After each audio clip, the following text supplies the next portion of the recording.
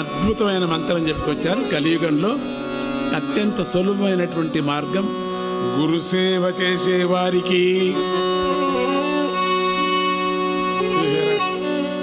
తల్లిదండ్రి పండితులను సేవించే వారికి,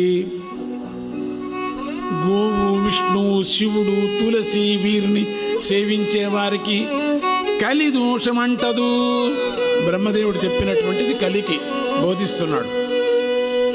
ఎవరెవరికి అంటదు అన్ని తెలుసుకుని చిట్టా అంతా రాసుకున్నాడు ఆయన. ఎంత ఉపకారం చేశాడు మనకు. మనం దానిలో ఉన్నామా చూసుకోండి. మీరు ఎవరైనా తులసి చెట్టును పూజిస్తున్నారా? గురువును పూజిస్తున్నారా? విష్ణు కీర్తనలు వింటున్నారా? విష్ణు కీర్తనలు చేస్తున్నారా? కాశీ గంగాకి వెళుతున్నారా? ఇంట్లోనే స్నానం చేస్తూ కాశీ గంగా అనే మంత్రాన్ని చెప్పుకుంటూ అతిక్రూర మహాకాయ కల్పాంత దహనోపమా భైరవాయ నమస్తుభ్యం మనుజ్ఞాం దాతుమర్హసి గంగే చేమనే చైవ కృష్ణే గోదావరి సరస్వతి నర్మదే సింధు కావేరి జలే అస్మిన్ సన్నిధిం కురు గంగా గంగేతి యో బ్రూయాత్ యోజనానాం చతైరపి ముచ్యతే సర్వపాపేభ్యో విష్ణులోకం సగచ్చతి. నీళ్లు పోసుకోవటం. గంగ, అన్ని నదులు ఉన్నాయి ఇక్కడ. దీన్నేమో ప్రార్థన చేసుకుంటూ ఆ ప్రార్థన వింటూ స్నానం చేయాల. ఏమే నా చెప్పు ఎక్కడే?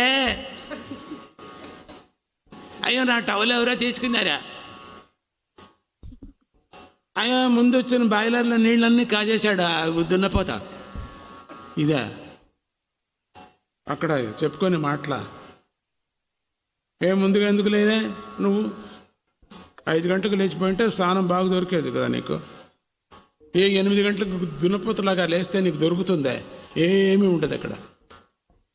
మగ్గు కూడా ఉండదు, అది కూడా తీసిపోయి ఉంటారు.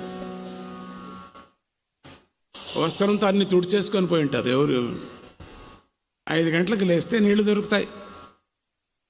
అందరూ 5 గంటలకు లేచి కూవి పెట్టుకుంటే ఒక్కొక్క బకెట్ చేసుకొని పరిగెత్తుకొని బయటకు వస్తారు. ఎందుకంటే వీళ్ళంతా అంటూ ఉంటారు. మనం ఇతరత్ర ఏదేదో యోచన చేస్తుంటాం.